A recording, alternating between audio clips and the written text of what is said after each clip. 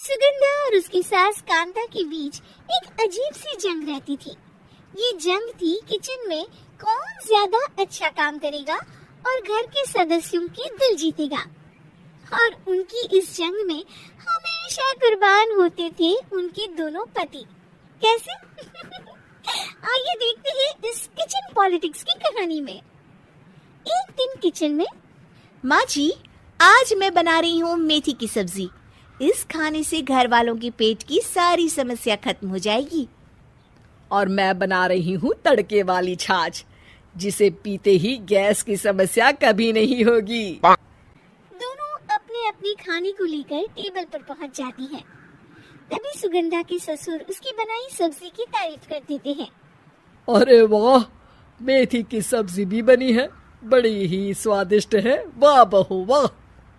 अरे बहू, लेकिन इसमें इतनी सारी मेथी बर्बाद करने की क्या जरूरत थी? देखिए माँ जी, ये तो वो मेथी है जो आप रात में भिगोकर सुबह उसका पानी पीती हैं, और जो मेथी फेंक देती हैं उसी से मैंने ये सब्जी बनाई है।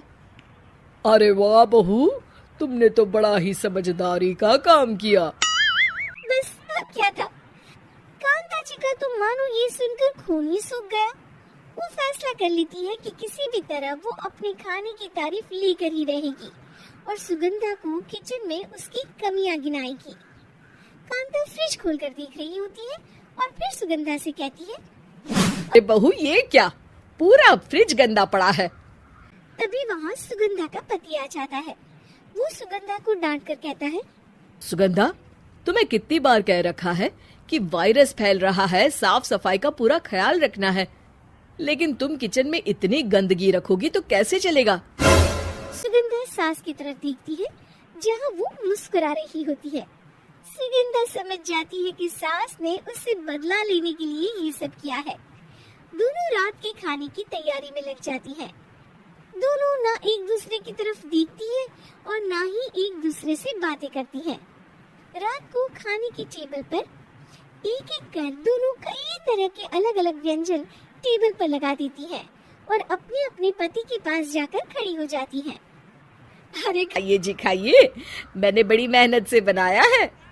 प्लेट में वो खाना डालती है।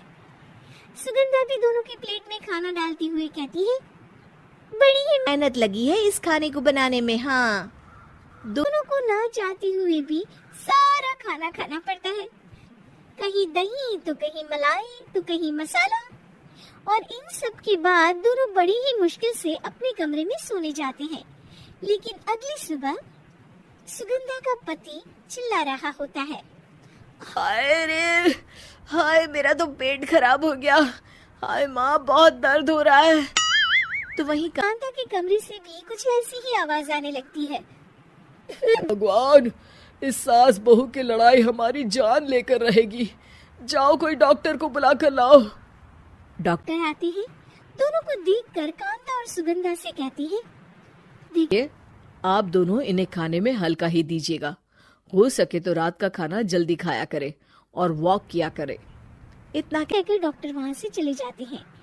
जिसके बाद एक बार फिर से दोनों बहुएं किचन में जाती हैं और खाना बनाने में लग जाती हैं।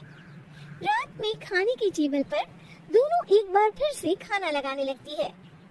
पापा जी, मैंने ये पतली मूंग की दाल की खिचड़ी के साथ ये पापड़ और पुदीने की चटनी भी बनाई है। अरे बहू, अभी अभी बेचारे पेट की बीमारी से गुजरे हैं। इतना भारी खाना तो डॉक्टर ने भी मना किया है ना।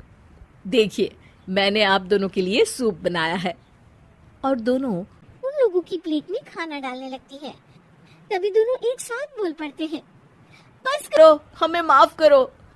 हमें नहीं खाना इस घर में, ना खिचड़ी और ना ही सूप। हम इंसान हैं, एक वक्त में एक ही खाना खा सकते हैं। बस करो, हमें माफ करो। हमें नहीं खाना इस घर में, ना खिचड़ी और ना ही सूप।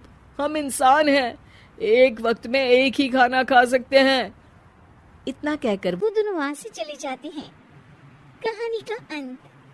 आप लोग उम्मीद कर रहे होंगे कि अंत में सब ठीक हो जाएगा।